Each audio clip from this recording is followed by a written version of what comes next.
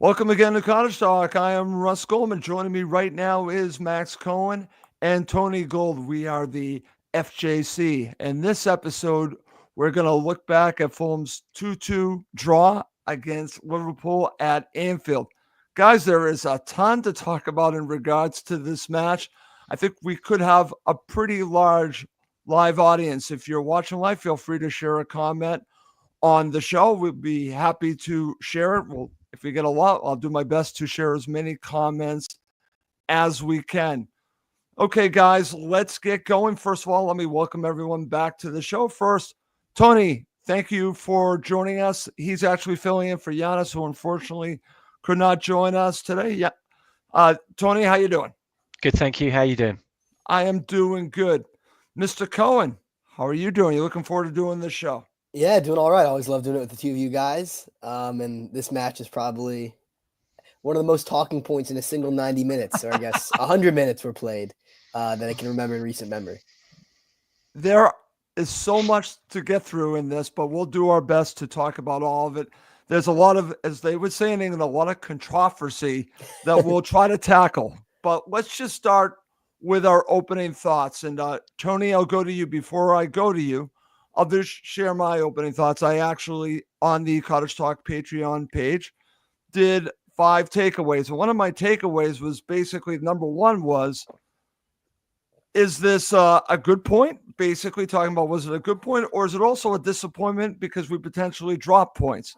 So I think it can actually be both. I think it can be a good point, but you still walk away thinking that Fulham could have, should have gotten all 3 points, did not do enough to get all 3 points, because when you go down to 10 men, you should win that match, but it's also Liverpool. So there's a good amount to tackle there. What are your opening thoughts?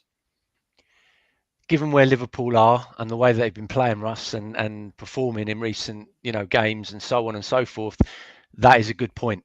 Let's make no bones about it. A point at Anfield at this stage of the season, given everything, it's a good point. I think what's frustrating, and it's always, hindsight is a wonderful thing, is the fact that Liverpool played the game virtually for 80 minutes with 10 men. And, Fulham led twice in this game. And the frustration is they should have seen it out. That's the bottom line. They should have seen it out and they didn't. And it's becoming a little bit of a trend at the moment that, we've dropped. Would you believe that we've actually dropped 17 points this season already from winning positions? 17 points from winning positions. And that is something that Silva needs to start addressing. Why is it when we go down to 10 men, teams take advantage of it? Why? And when we face the similar situation, we're unable to either hold on to a lead or see a game out or take advantage. So from that perspective, it was very frustrating not to take the win. But at the end of the day, if you'd said to me at the beginning of the match, would you take a point now and run? 100%. Okay, very good. So you're kind of can see both sides of the coin. That's where I'm coming with that. Max, how about you? What are your opening thoughts? Remember we played City, I think it was November of 2022, away from home. And it was almost the same situation where João Cancelo gets sent off, Pereira scores a penalty, I think we're up 1-0, and then it's just we're defending the entire match against their 10 men and they get an equalizer at the end. Yeah. Slightly different circumstances, but the mentality is the same. And I think that, Carl just said this in the chat. It's right. We played better against 11 than we did after they went to 10. And that's something I think I have to blame Marcus Silva for. I mean, it's a fair point. We can't be spoiled. And I agree with Tony and everyone else that, listen, we got a point at Anfield, the league leaders. You would ask me at the start of the match, would I have taken it? Of course, the answer is yes. But that only goes so far because you ignore the context. And God, it was negative, Russ and Tony. It was negative. I understand that it's the best team in Europe, arguably, and we're just Fulham. But why were we playing with so much more abandon in the first 15, 20 minutes?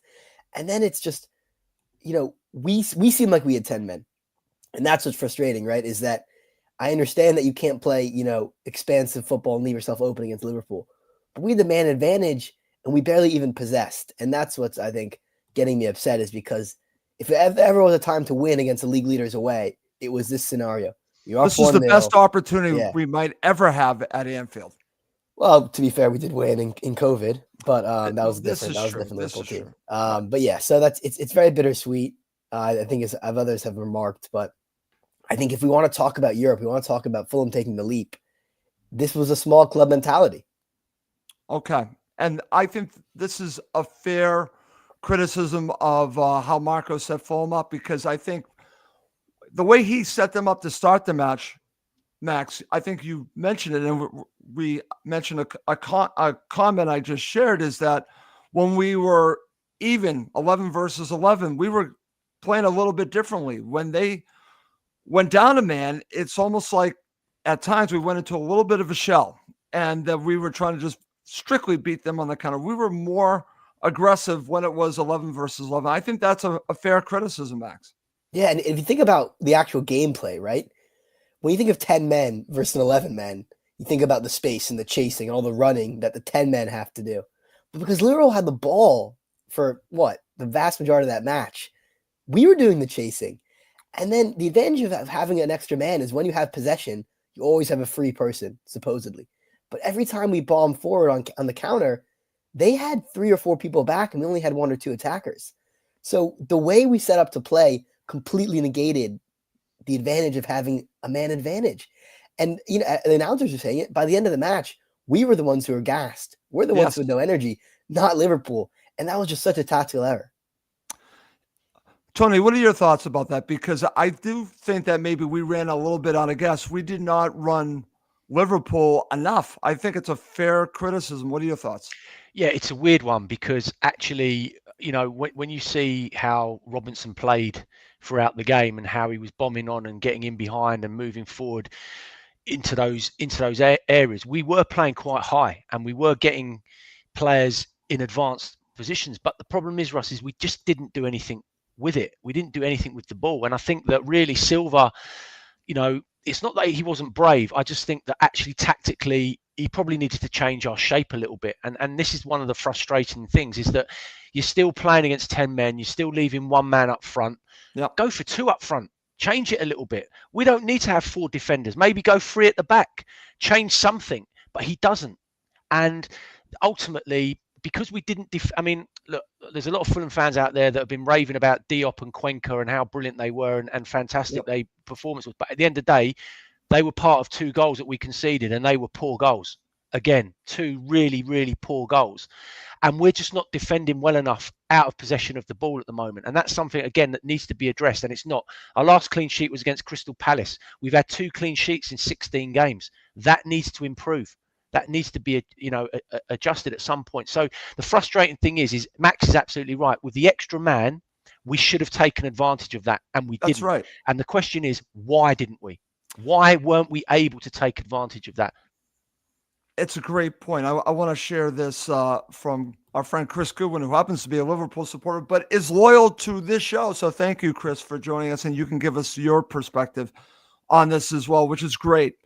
Fulham expected Liverpool. Fulham exposed Liverpool with width when 11v11. Why did you stop? It's a fair criticism. But Tony, like you said, we were doing it on one side, but were we really doing it the way that we did it when it was 11 versus 11? I don't think we were. I think we were being a little bit more conservative. Yes, Robinson and Iwobi were exposing them on the left, but what about the right? Yeah, for some reason, it didn't happen with Tete and Wilson, and I don't think that's Wilson's game. We were very dominant down our left-hand side, down Liverpool's right. I think it's a psychological thing, Russ. I think psychologically, in players' minds, when they suddenly there's a slight disadvantage, it kind of their mindset kind of changes, and it's almost like the scale sort of tipped to Liverpool's advantage, really, and they sort of grew from that sending off. Every player in their team worked hard, and like you said, if you were watching the game and you didn't know that they had Robertson sent off, you'd think that Fulham were playing with 10 men and Liverpool were playing with 11, because that's how it felt at times. But that can't be right. So was it because Fulham weren't working hard enough? Was it because we got complacent? All those things need to be looked at. I totally agree. We're going to talk about this when we get to talking about the second half, but there's a question about how Fulham come out at the beginning of the second half in general. We will get that. There's a great comment on it. I want to talk about the reason why, or just my theory of why that continues to happen, because they give up that goal to begin the second half. But it is something that is not new to Fulham Football Club. So I want to mention we will talk about that. Okay, guys, before we really get to talking about the good, the bad, and who won the coaching battle, because I want to talk about this, I have to admit, I've watched and listened to a ton of stuff on this match, a lot from a Liverpool perspective, because I wanted to see and hear what they were talking about. I listened to BBC 606, I listened to that as well. I was listening to a lot of different stuff to get a feel for what was the sense of this match. So what I heard a lot of had to deal with Liverpool. Some of the supporters, I'm not saying all, Chris, I know you're listening and watching, talking about that Fulham should have had a player sent off. Some were saying Fulham should have had 2 players sent off. There was the situation with Iwobi in the beginning of the game on Robertson, who ended up, looks like might have gotten himself a little injured.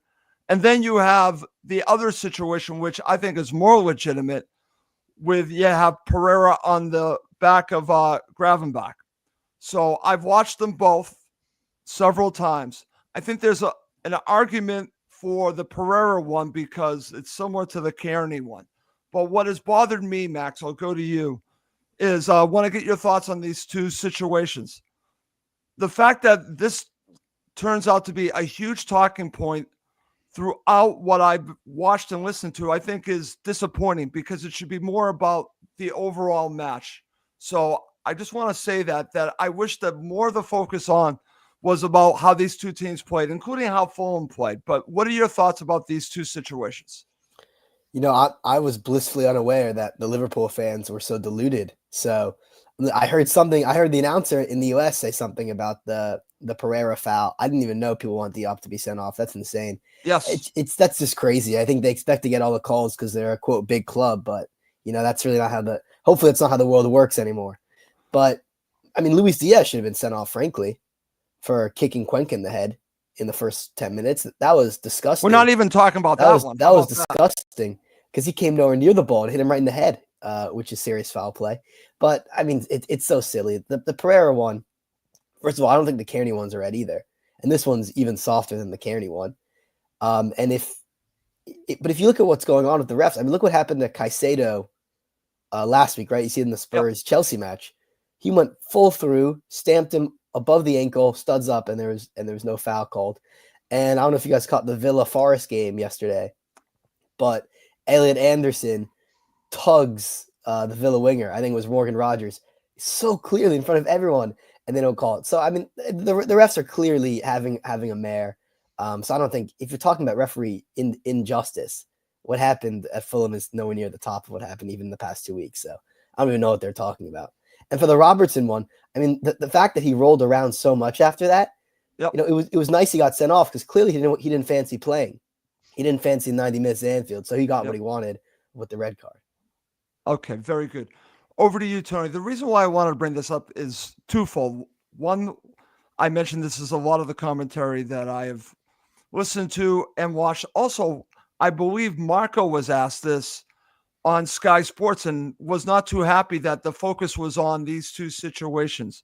So what do you make of these 2 situations in this match? And do you think that, like me, that this shouldn't be the focus? It should be the match, and that sometimes I think supporters are looking for excuses. And I think this is some of the excuse making I keep hearing. They're not even worth talking about, Russ, genuinely. Okay. And this is where this is where we're going with the game at the moment. Fans, supporters, teams, they're looking for any excuse now. And with VAR as well, Russ is absolutely right. The inconsistency of these referees is getting beyond the joke. It's actually becoming embarrassing.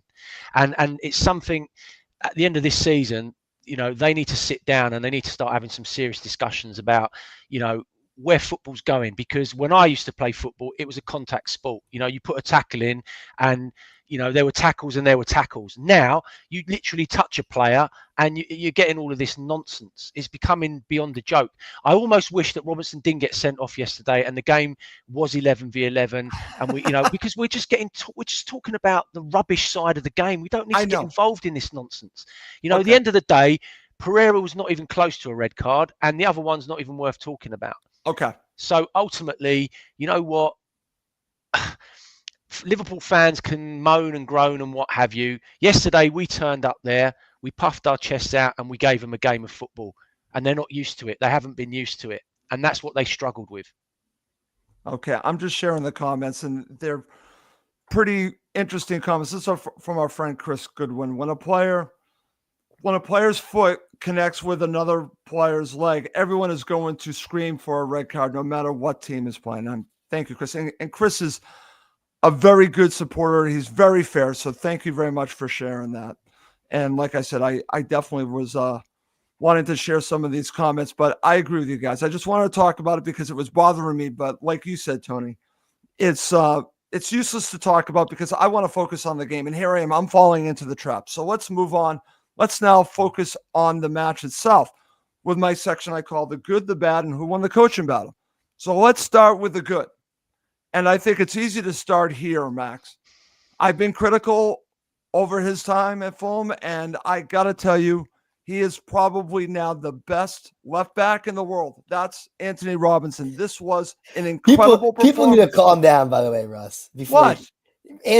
People are getting way, way too high on Anthony Robinson. Okay. I love Anthony Robinson. He's not the best left back in the world. Don't say that. You don't mean that. You really don't. Also, it's not helping with all the transfer rumors. Okay. Well, I'm putting him in the good category. Would you put him in the good category, though? Yes. Okay. He was excellent. I mean, this is one of his best games he's played for Fulham. Listen, if he could cross a little better, we might have won the match. But I mean, that's really being harsh. But there were situations where I remember the one where he had tons of space and he put it right above the keeper. Anyway, the work rate he had was superb. And I think the best moment, everyone's going to talk about the assists, which were excellent.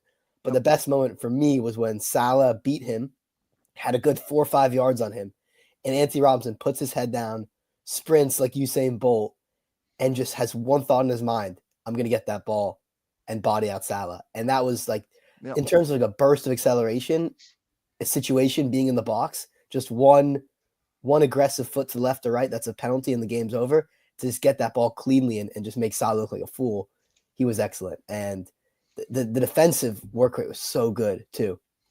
He got booked for the Diaz foul. I think that's the only really foot he put wrong all match, and that was probably a bit soft too. So I would argue one situation that I think he might have done better on, and that was the first goal. He was not in position there. Come on. True. If I'm being fair with him, I thought he was great in this match, but we also have to talk about the bad, and there was some bad with him. So I just want to mention that. But the cross for the first, I mean, if you told me Anthony Robinson when we first signed him, he'd be putting in a cross like that to Pereira on the back post, perfectly weighted, out of the reach of all the defenders, I would say you're joking. I mean, that was because, remember, guys, when we first saw Anthony, right, it was either chipped right to the keeper, shanked to the near post, or cut back to no one. And that ball, I mean, if you want to look at the progression as a player. Oh, it's crazy. Superb. And the second one, you could argue even better, right? Given the pace. The second one was Kwanzaa. That was crazy because that was actually him just muscling his way. And then to put it that was even more impressive. Right? Yeah. So listen, he was superb. I think that the more he plays like this, the more he's going to leave. But let's just cherish it while we have him.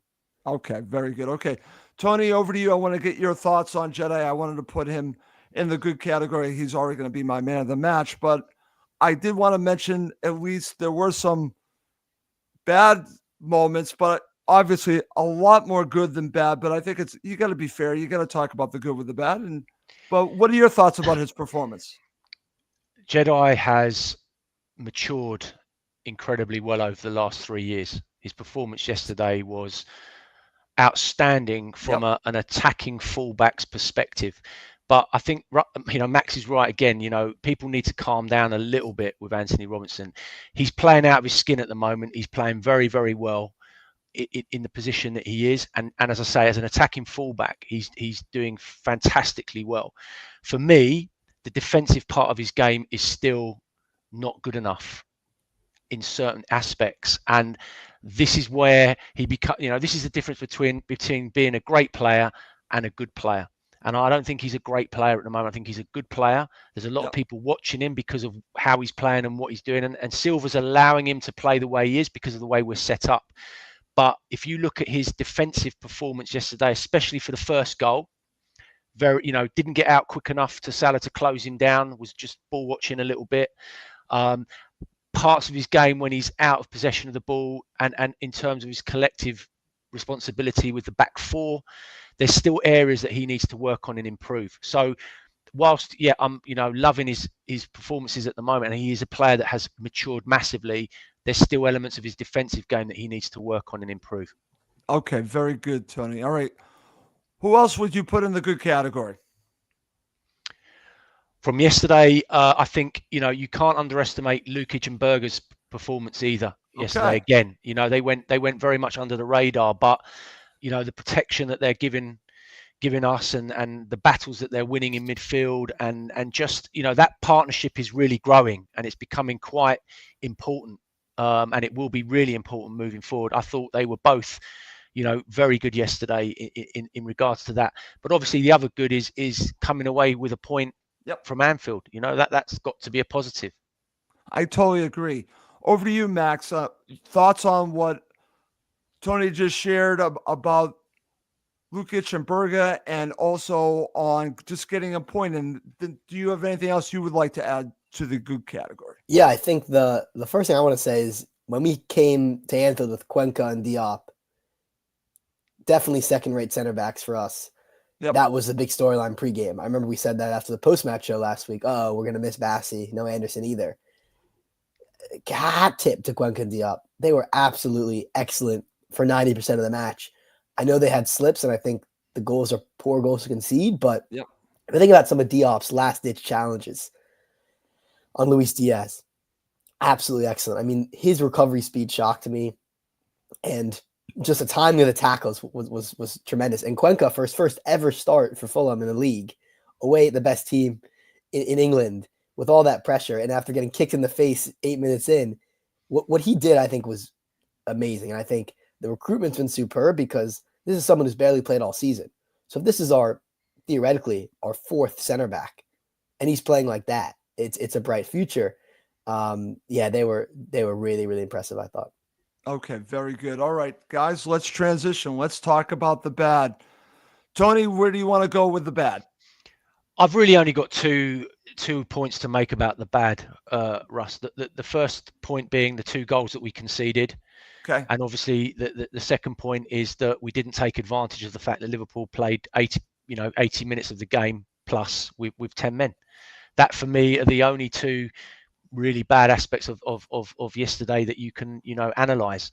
You have to look at the goals that we conceded. The goals that we conceded yesterday were poor.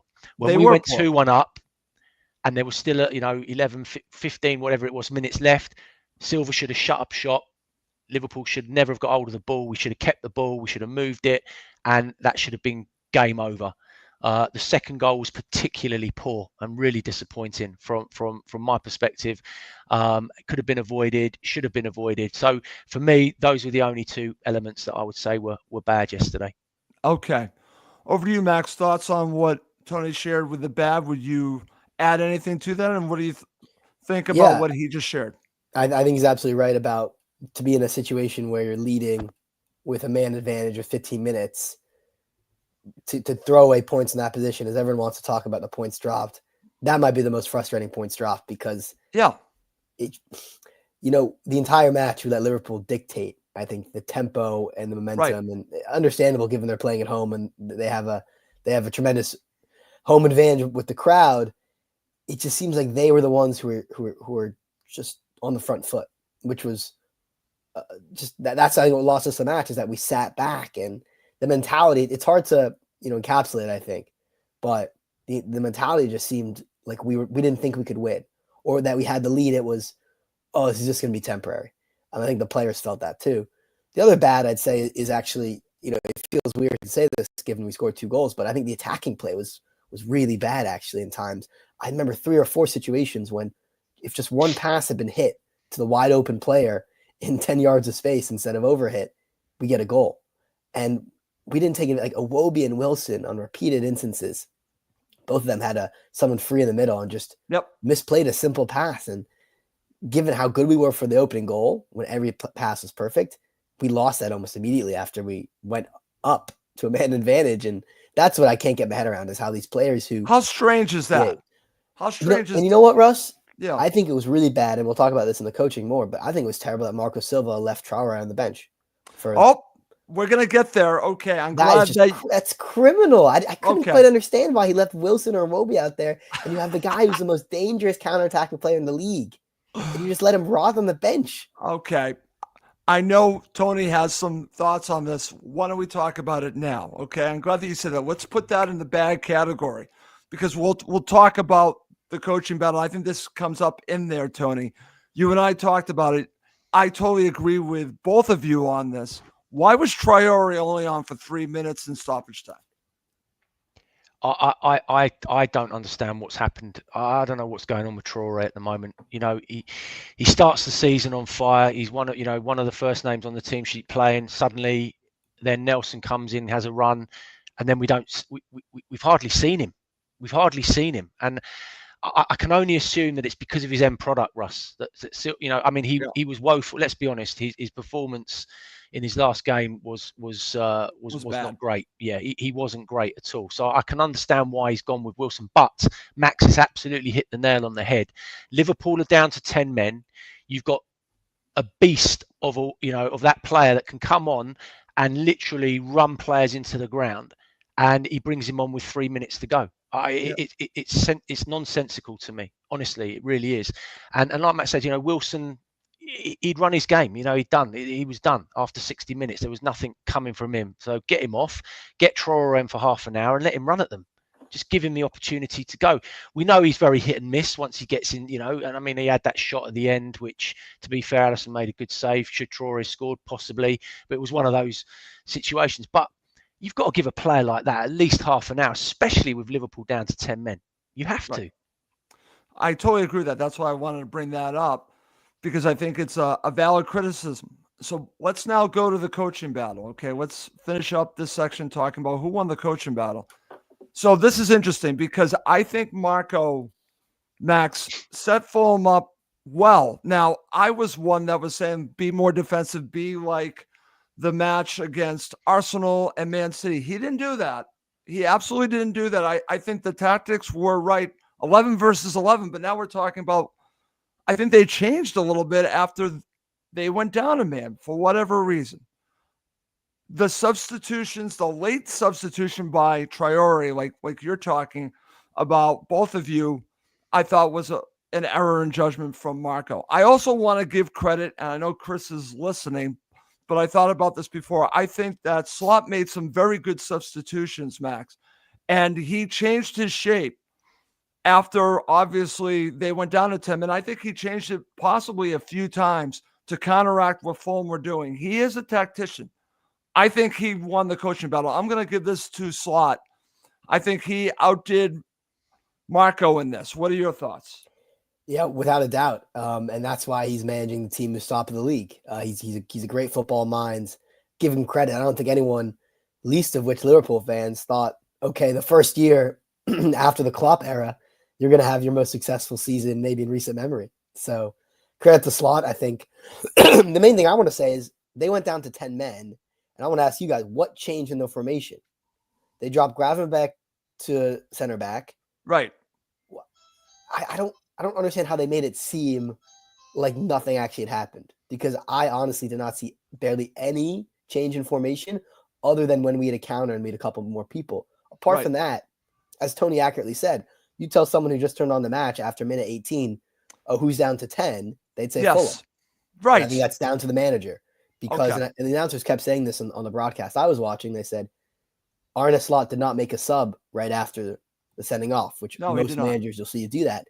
And that's the quality of the squad he knows he has out there. He says, I don't want to change this. My players can be versatile. Let's keep it out there. And yeah, he definitely won the coaching battle.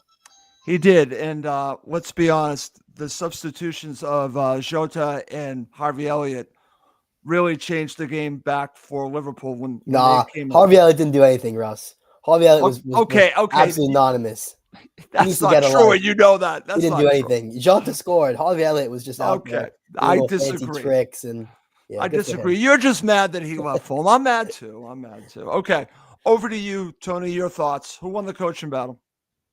Yeah, Slot won it hands down. Unfortunately, he had to adjust and fix his team up, having gone a player down, which he did. It was on Silva then to find a way to, with 11 men on the pitch, to change the shape, to change the formation, to try and find a way. What Silva will say is, well, we were 2-1 up with 10 minutes to go, and actually I didn't need to change much. But as I said, in those situations, you have to be brave, and I don't think Silva was brave enough. Go and win the game. You won't have a better chance to beat Liverpool at home. Go and win the game. And it was disappointing because when you start sitting back and soaking up pressure, it's almost inevitable at some point Liverpool are going to get a chance. They are going to get a chance with the quality they have. And let me tell you something, the difference in the two teams yesterday was the quality on the bench. If Fulham had the opportunity to bring in Darwin Núñez, Harvey Elliott and Jota, we win that game comfortably.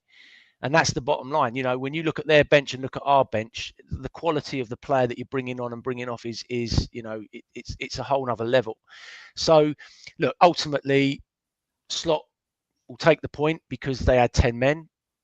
We will take the point because it's a good point away from home. But at the end of the day, we had 11 men on the pitch, and it's a game we should have, definitely taken and been a bit more brave with. Okay, very good. All right, guys, let's move on. Let's talk about the starting 11. Max, I'll give you first crack at it. What did you think of the starting 11 when it came out? Yeah, I mean, Pereira's back, which was big. And of course, he scored the opening goal. Let's not forget that. I think that have we even said Pereira's name all show? I haven't. I think we need to give some credit to him because we've given him a lot of stick recently. Of course, he had the comments reported in the Brazilian media and got benched, very clearly connected to that. But he's got back in the squad and scored a goal. So that was the biggest thing for me. He's back in the 11. Wilson getting the start, I thought was notable. And of course, Cuenca filling in center back for his first start of the year. So listen, if you told me this is our lineup we're going into one of the hardest matches of the year with, I think almost every single Fulham fan would have said, not my first choice. Okay. So give that's some context I think we should give that. Yes, we're disappointed not to win, but we still got a point with a 75% of what we could play with, in my opinion, right? Okay. So you're okay with Pereira. I know he scored the goal, but I would have started Smith Rowe. No, because Russ, I mean, we had this exact same conversation the other week. Smith Rowe is sadly becoming not a meme, but like a joke player because he doesn't do anything when he comes on the pitch. And the same thing happened. I don't think Smith Rowe actually offers anything right now. I'm really going harsh on him. Wow. I know we should give him time, but I don't know what he offers in this Fulham team because he came on. And again, can you guys name a single thing he did? Like one thing he did positively? Well, he was involved with an opportunity late in the match that Traore got. He was involved there. He was there when they scored. He was in position. Yeah, but I mean, listen, he's your ball playing center attacking mid coming into a match with a man. He's not even boss in the game. He's not even close. Anyway, but that was just my justification. I think Pereira in matches like this, I think he was actually also quite good last season in the 4-3 loss. In big occasions, I think he can step up because his only other goal this season, or the most recent one, was against City at the Etihad. So big game player. Okay. I get your argument. I have a feeling there's a counter argument coming. Over to you, Tony. Your thoughts on the starting 11? That's why we love football, Russ, because it's so subjective, right? Exactly. Yeah, look, I was shocked when I saw how Silva was lining up. I'm going to be honest. I think defensively he didn't have that was coming because of the injuries and the suspension. So we all kind of knew that Cuenca was going to be put in there, which was fine. I personally, would have started Traore over Wilson, but that's why Silva's the manager and I'm not, and he gets paid millions to do the job and I don't. I think what Max has said about Smith Rowe, I think we need to take a little bit of a step back from this situation, because I think there's a lot more going on with Smith Rowe than we're sort of talking about at the moment. And there's, I'm not the biggest Pereira fan. Listen, I'm happy he scored a goal yesterday. If he's scoring goals for us and playing well, it's only good for Fulham. I'm just not a big fan of him, personally. One swan doesn't make a summer. Let's see whether he starts against Southampton, next week, and what he does in that game. But ultimately, other than the goal that Pereira scored yesterday, I don't think he brought too much to the team either. And the problem is, at the moment with Smith Rowe, is that he's the kind of player that's come back from a really serious injury. He's playing in a team that isn't as good as the one that he was playing in before he left Arsenal. He's come with a massive price tag on his shoulders, and he's expected to deliver. The minute he puts on that shirt and goes out onto the pitch, it's like, right, come on, Smith Rowe, deliver. And to be fair to him, and what Max is saying is that he hasn't shown consistently enough the qualities that he brings as a footballer. Now, that's something that Silva's going to need to work with. Now, I don't know what he's like as a player with regards to his attitude. Steve has just made a point about the fact that he's lazy and offers the odd spark per game. Is it because he's got an attitude problem? Maybe. But again, that's something that Silva needs to address. Is he that sort of player that needs an arm around his shoulder and needs to be made to be filled at $1 million? And so, come on, Smith Rowe, we know what you can do. We know what you're about. At the end of the day, it's down to the player. When Smith Rowe gets the opportunity to step out there, he needs to deliver. I just think we need to be patient with him. I really do. I think we need to be patient. I don't think it's time to start jumping on him and saying he's crap and he's rubbish and he's not delivering anything. We just need to be patient, because we will see the player that everyone is expecting to see, I believe, at some point. I agree with that. And here comes the counter argument and the argument to this whole situation, Max. Over to you, because I'm seeing the comments and I've shared some of them. What is better for Fulham? To have him sit a little bit, because that was one of the comments I shared, maybe to learn a little bit, learn a lesson? Or is it to play him each and every match and work this thing out? Where do you fall on this? Because you're okay with Pereira starting because you think Pereira gave Fulham the better chance to win in this match. It sounds like because of the situation last time against, say, Man City, maybe that's what you're looking at. Or like you've mentioned, the last time we played Liverpool, playing that number 10 role. Yeah, I think, first of all, Tony said is totally right about Smith Rowe, that, we need to be more patient as fans, because I've said this before, there are tons of players who are playing excellent for us right now. Sasha Lukic comes to mind, who we immediately slagged off in the first couple That's right. Looked Good terrible. point. So I'm always trying to be more patient, even though it's difficult when someone like Smith Rowe comes around, because this is my main issue with him, right? And it's exactly what Tony said and what people said in the comments. I can understand the player who is coming off injury and isn't quite as sharp as they used to be.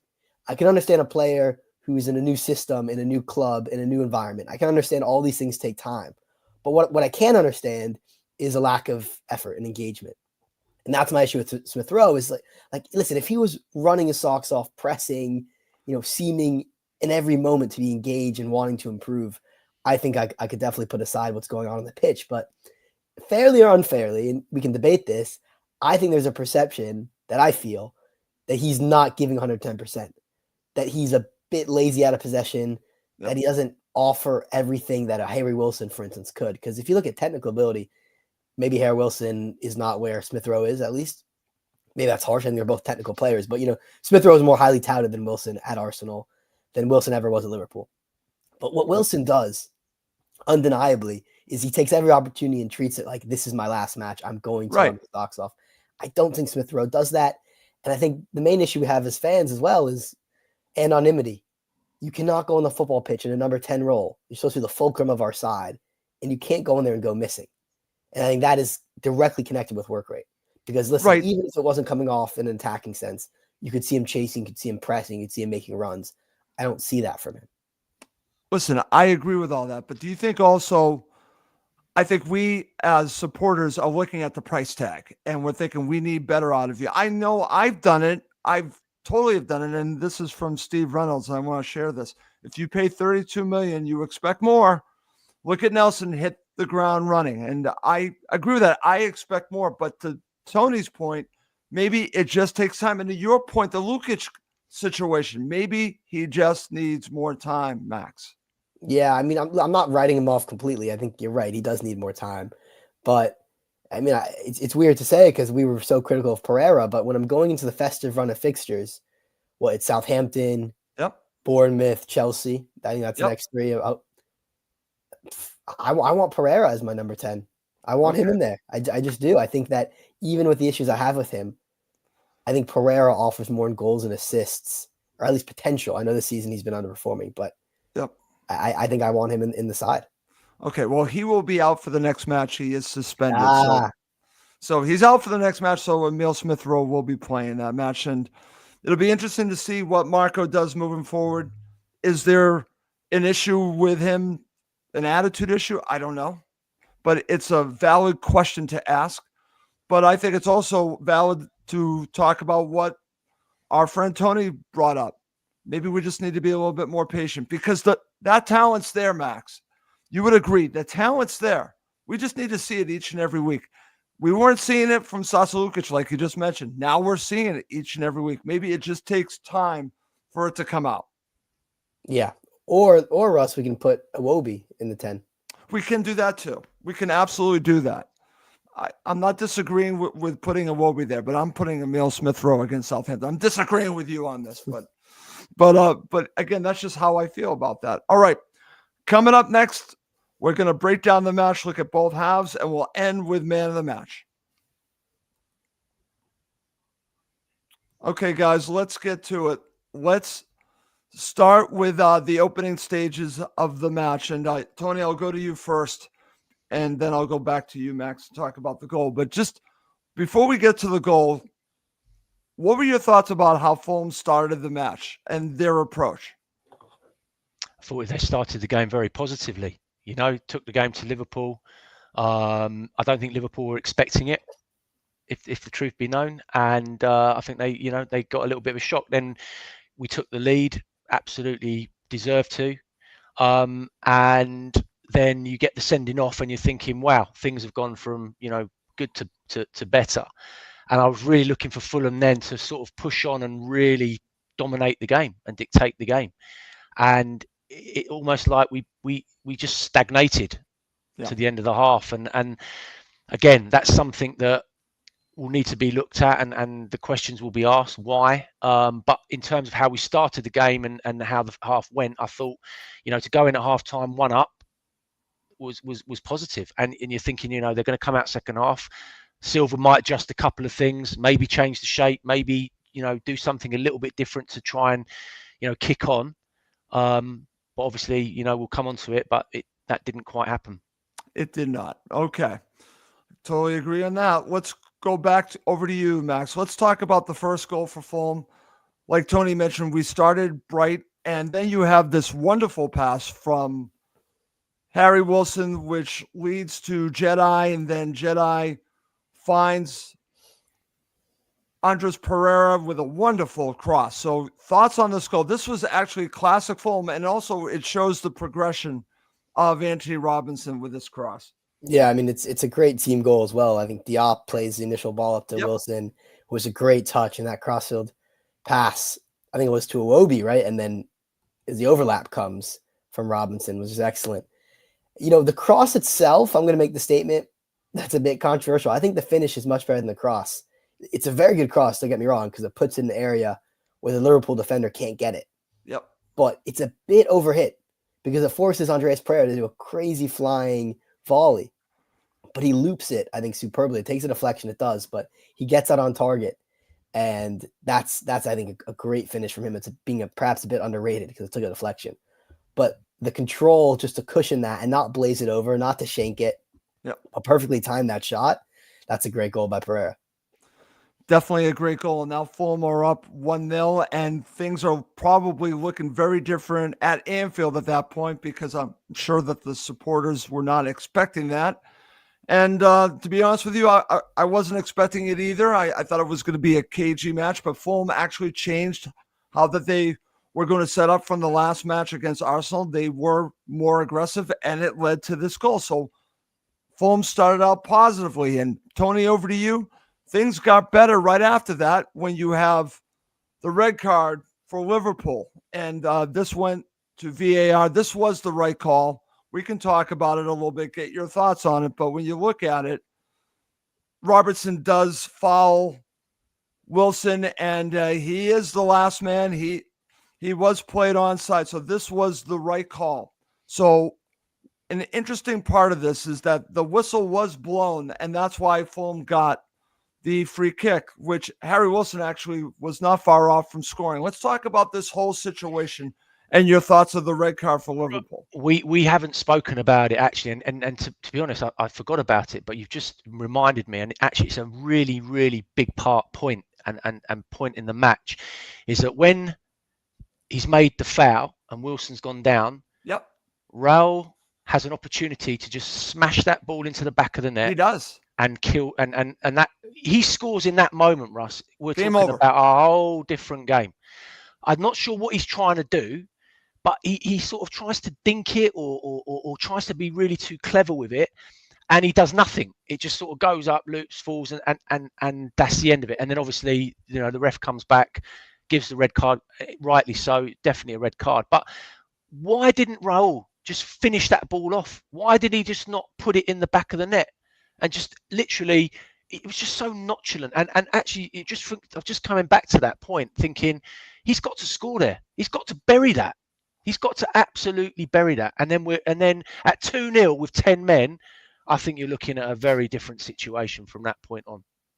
I thought the whistle blew. Can you explain what Yes. I thought the ref blew it dead, and that's why Raul chipped it like a frustrated, Tony, he actually blew the whistle. I think that's why Raul might have changed his attitude towards that opportunity. That's what I thought. No, fine. I didn't realize that. Okay. That's poor on the ref. You're right, because I think if that goes in the back of the net, theoretically, could you have? Well, I don't know. I mean, could you have both? If Jimenez scores that, then I guess it's no longer denial of I don't know. Could we have both the goal and the red card in that situation? Possibly. Yeah. I mean, I definitely would have taken the goal no matter what. I think most fans would agree. Given how we played with 11. Okay. This is from Black, White, and Freddy. It says, Wilson deserves some credit for the red card. Tony, your thoughts? Yeah, listen, he's made the right run. He's gone across him, and once your player gets across, then you're in a situation where you've got to make a decision. And look, did Robertson need to make that tackle? Did he need to go diving in? Only he will know. But he's seen the danger. It's one of those where he's got to get it absolutely spot on. And the fact of the matter is his timing was well off. So, okay. Yeah. Okay. I'm going to share this from Chris. He says, I thought the whistle was blown after the miss. I believe it was before. I think it was, but I don't know. I don't know. I thought again, the broadcast I saw, Max, I think he blew the whistle before. Isn't that correct? Yeah, that's what I thought. But yeah, I'm not 100% sure either way. Okay. At the end of the day, I don't know. But hey, let's give Wilson credit, I think, for pressing Robertson, right? Okay. And forcing him to the error. But yeah, it was a weird one because I don't know. Part of me thought it was marginal whether it was a red. Like it definitely was a really bad foul, but Van Dijk was there. And he's one of the quickest center backs in the Premier League. It wasn't as clear cut as I think maybe it looked on first view, because Wilson takes that touch very, very horizontally across goal instead of right to goal. So I think there's an argument to be made maybe that Van Dijk could have covered. I don't know. Okay. Well, like I said, it's a crazy situation, and it's partially on the ref for how he handled it. But regardless, I think we agree that the challenge itself being the last man, it is a red card. So I think we're in agreement on that. Okay, guys, let's move on to the second half. And I think this is where we have to start, because I'm going to try to look for the comment, but I did have a comment that mentioned about how Fulham give up so many goals in, say, the first 15 minutes. It is a tremendous amount. Tony, you and I talked about this. Why do you think we have this lapse at the beginning of halves like that? The second half, it happens all the time. Is this a mental issue? I think it's a mental issue on the players. For whatever reason, are they not into it the minute the whistle blows for the second half? Because Liverpool certainly was. So what are your thoughts on why we start second half so poorly the majority of the time? Sometimes we haven't. Recently, we had one where we started strong, but for the most part, over the course of the season, it's been bad. This is one for the analysts, Russ. I think that that they're going to have to start looking at this period of 48 minutes to 65 minutes, which is where Fulham seem to be very, very vulnerable. And it's a good question. I don't have the answer. I don't know. The only thing that comes to mind is that mentally and physically, maybe as a collective, the groups start, the fatigue levels start to kick in, and players are not as effective in that particular period. And I think this is where Silva needs to start maybe looking at making substitutes a little bit earlier. But that's the only thing I can sort of narrow it down to, really. Why have we dropped 17 points from winning positions this season? What is it? What is that? Why is that happening? A lot of it is, I think, a mental thing. But I do think that fatigue, mental tiredness, something like that, that's got to be in and around it, because it's happening way too often at the moment. Okay. What are your thoughts about that, Max? Yeah, I mean, that's one of the things we can say is 100% down to coaching, in my opinion, because it's purely which side has went into the dressing room and got in marching orders and gotten a game plan, and what side has gone in the dressing room and somehow left it more sluggish than they entered it. That's just the simplest way to analyze it. Of course, we have no idea what goes on in there, but it's clear that Liverpool came out of the blocks ready to go, furious, angry. Now, to take a step back, it's understandable why that's happened, right? First of all, Liverpool have way, way more on the line than we do, right? We're not going to win the league. We're not going to get relegated. We might get Europe, but it's not the end of the world. If we do, it's a bonus. If we don't, no one thought we would at the beginning of the season, except you, Russ, who's optimistic. But Liverpool, if they legitimately lose this match to Fulham at home in the year when City are having the biggest slip-up ever, and they blow a chance to get another buffer between them and City, who I think are the only real title challengers, in my opinion. I don't think Arsenal are. I don't think Chelsea are. That's just my opinion. Anyway, because City are going to win 20 matches straight at some point. It's just a matter of when. That's huge for them. So I understand why they were more motivated. They had more on the line. That's just my take. Okay. I just wish we could get inside of their heads to figure out why this continues to happen. But as we're talking about, it's a coaching issue. As you said, the analysts need to look at why this continues to happen. They need to really drill down. Why do we concede so many goals? Why do they come out so flat? And teams take advantage of it. And full credit to Liverpool, because they came out strong. They took advantage of it. Now let's talk about the goal, Tony, for Liverpool. And I've watched this back several times. And you asked me, was Tete fouled? And I'm being honest, this is just my view. Others might have a different view of it. There is a coming together with him, and I think it was Diaz, but I think it was incidental contact. I don't think he brought him down. That's just my thoughts. So for me, the goal should count. That's just my thoughts on that. That's the way I looked at it. But what are your thoughts about this goal? Because I think it's preventable regardless, and I think that's where I'm going on it. It should count, and it did count, and it was a poor goal. End of story. When you look at where Salah's picked that ball up from and delivered it, he's delivered it with no pressure on the ball at all. Zero. Iwobi and Robinson completely ball watching, switched off, and then that ball's travelled, and I think it's literally landed in our 6-yard box. It's schoolboy defending. Cuenca and Diop have got to deal with that. They have to. There's no ifs, buts, and maybes. I would be really disappointed in my two centre halves in that situation to concede that goal. I'm sorry. It's a poor goal, poor defending, poor goal, and credit to Liverpool and credit to Gakpo for attacking it the way he did. But he should never have been in that position. Tete's got to be stronger. It's just a poor all round goal. Very poor. Okay, totally agree. So now you are back to even with the equalizer 1-1, and then the half continues on, and Liverpool were looking dangerous. But what thing I noticed, Max, and this is going to go to now talking about the Muniz goal, is that Fulham were very dangerous on the left. We've talked about this a great deal. They were exposing that area. I want to give credit. We haven't really talked about Alex Iwobi, but Alex Iwobi was moving a little bit central to open up that area for Jedi to do the overlap. And it was happening time and time again. It wasn't coming off until this situation. And this, to me, has a lot to do with several players, but the strength of Anthony Robinson to get that ball to Muniz is actually pretty good stuff there. It's actually a very good Fulham goal to give him the lead. What are your thoughts about the goal? Yeah, I mean that run was just insane pace and power and just and the control at the end of it, right? Because he's going 100 miles an hour. He's in a really physical scrap with Kwanzaa, who's a big lad, and then he has the wherewithal to look up and flick the path right into the direction of Muniz, because that's just such a accurate pass. I can't get over how accurate Robinson was in a situation when most people would just shank it, or just an old Robinson wouldn't have completed that. But there's literally probably only one place he can pull that back to, where it's Muniz and not Joe Gomez. And then there's a huge amount of fortune on the finish, because Muniz's shot is going well wide, I think. But it doesn't matter. He got in the right place. That's what you do as a striker. You make your run, you aggressively make it, and you hope for the best. And he made his own luck there with that finish. Okay, very good.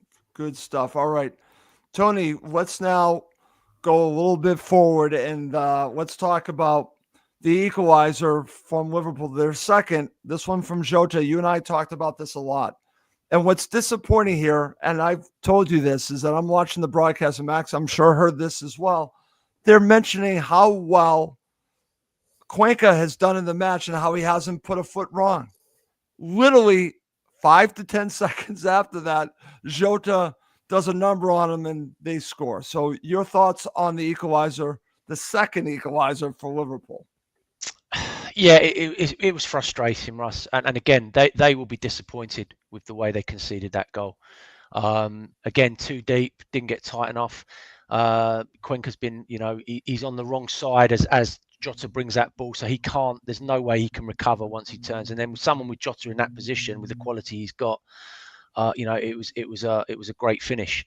But again, it's another goal, in my opinion, that could have been avoided with better defending and better awareness and closing the ball down quicker. But we just seem to be so reactive in those situations. And there's another little bit of play right at the end when there was about a little scramble in our box where Liverpool could have almost won it. And it was like Keystone Cops in our box, trying to clear the ball, trying to get rid of it, and no one was taking responsibility. And it's so sloppy. And something that we have to tidy up on with the games that we've got coming.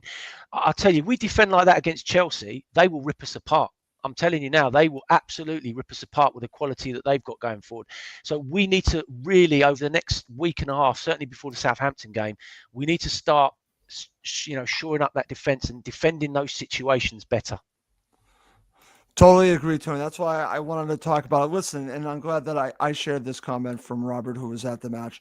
So unlucky that his only mistake for the whole game led to the Jota goal. It is, but it does happen. Yeah, but I don't blame just Cuenca for that situation, Russ. Yeah. It's a collective situation. That ball should never have got to him in the first place. You've got to take it, the play back a couple of seconds. And actually, we could have defended collectively a lot better in that situation. A lot better. Okay. I'm going to share this from our friend Chris, who's a Liverpool supporter.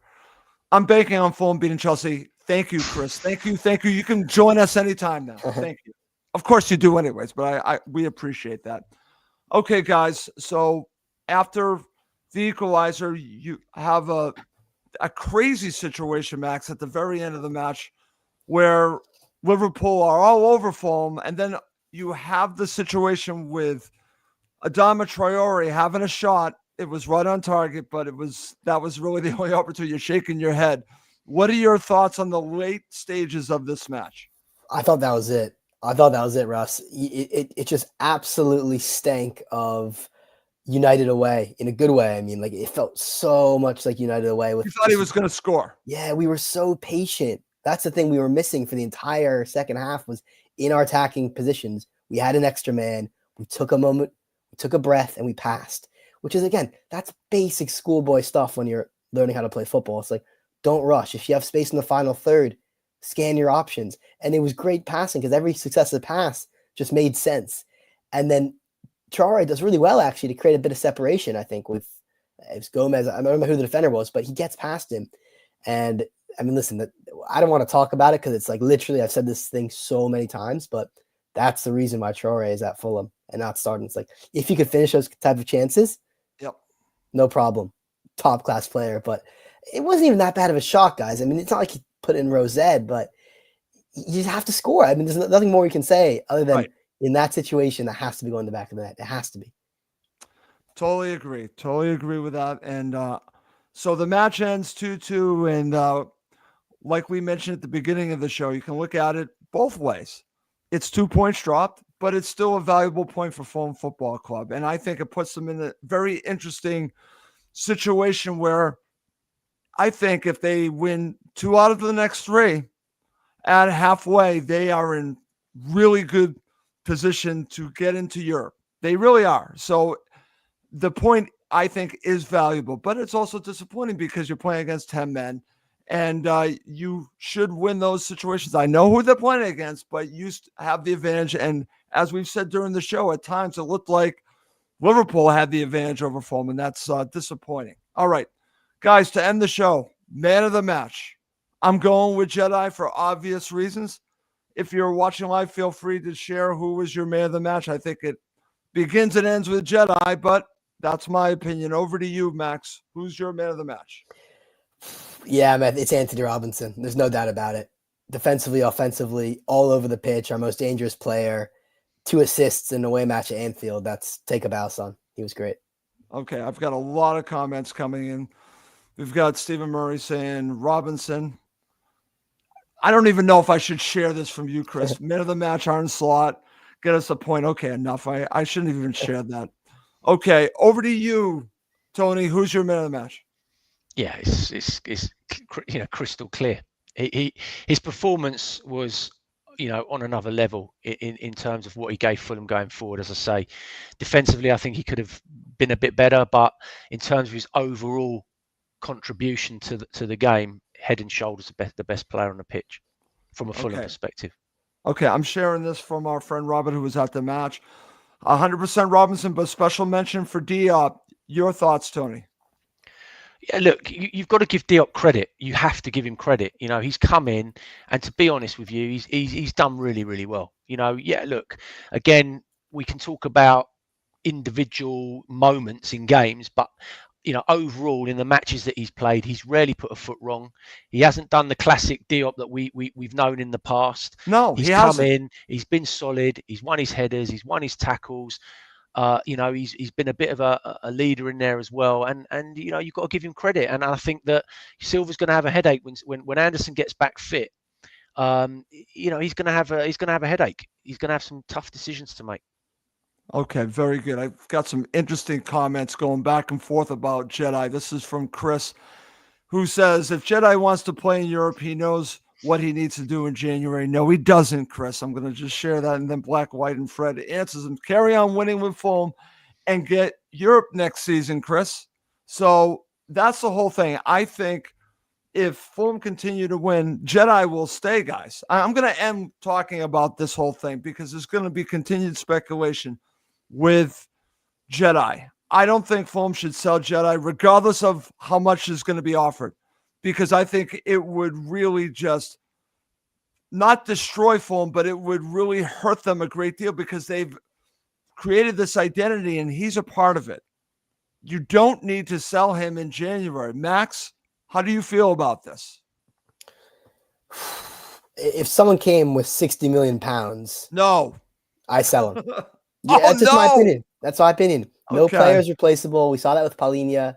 Okay. No player is irreplaceable. I mean, if a team pays the money for him and respects him, I think there's no reason we should hold him back. Because at the end of the day, if you ask me, would I love Anthony Robinson to stay at Fulham? Of course I'm going to say yes. Only an idiot would say no. Everyone's going to miss him. But let's remember that what would happen, Russ, if a team came in with a bid, we rejected it, a big team.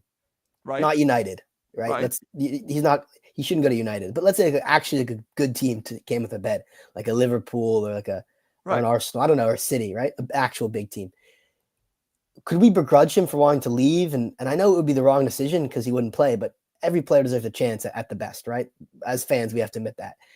If we deny the bid and suddenly it becomes a whole thing as a media circus and he's talking to the press and he becomes unsettled, at that point, I'd rather accept a good bid than keep him at the club and turn it into a whole media circus and affect everyone. because that's what's going to Okay. happen if it's really a bidding war.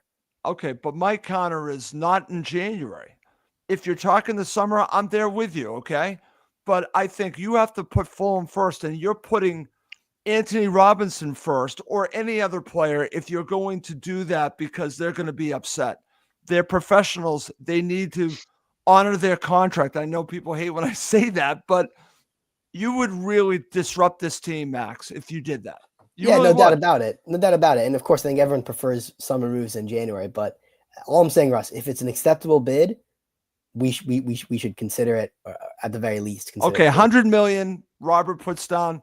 Then I think we have to have a conversation. Okay, that to me, Tony, you and I have talked about. That is actually the starting point for me right now. If he's one of the best left backs in Europe, you're going to have to pay for that. Like I said, Russ, I think ultimately you've got to take a little bit of a step back from it. We're passionate because we're Fulham fans and we love Robinson and what he brings to us. But any team that wants to pay 100 million for Robinson, I'm biting their hand off and they can take him. He's 27 years old. I know. He's got to fit into a system as well, Russ. If you're looking for Robinson to go into a team and just be that left back defender, he's not £100 million worth player. I can tell you that now because he's still got a lot of work to do from a defensive point of view. If you're looking to put Anthony Robinson in a team and do the job that he's doing for Fulham like now, if he goes into a Liverpool or Man U, then I can understand it. Yeah. Then I can understand why you'd want to pay it. But ultimately, look, in my opinion, Robinson's not going anywhere in January. He's here till the end of the season. If Fulham don't get into Europe, and it's a big if, then the offers will be coming in, and I can see Robinson going in the summer. Absolutely 100%, because he will want to play European football. I think he's got to the point in his career now where he's playing. If he keeps this form up till the end of the season, he's going to be attracting a hell of a lot of interest from a lot of teams. It won't just be Liverpool, let me tell you. No, I agree with that. But I do agree with you, Tony. I think if Fulham get into Europe, I think that changes the dynamic. Definitely. So for me, I think it's important for Fulham not to sell him, but like you guys said, if it's a crazy bid, I think you have to listen to it, but I'm still not selling. Maybe that's just me being naive. I just don't do it because I don't want to disrupt what we've already built. So that's where I'm going on that. Okay, guys, we've gone beyond the hour mark. We're an hour and 6 minutes in. Great show.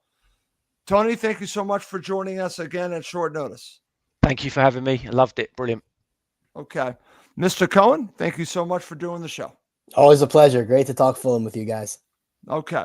Well, that's going to do it for this episode. Actually, Tony and I will be back on Monday to do the player rating show, which is exclusive on the Cottage Talk Patreon page. If you're interested, please do check it out because we do a lot of interesting shows on there. And one of them is the player rating show. And I have a feeling that's going to be a really good one. Anyways, well, that's going to do it for this episode. He's Tony Gold. He is Max Cohen. I'm Russ Coleman. Thank you as always for watching and listening to Cottage Talk, part of the TalkSport Fan Network.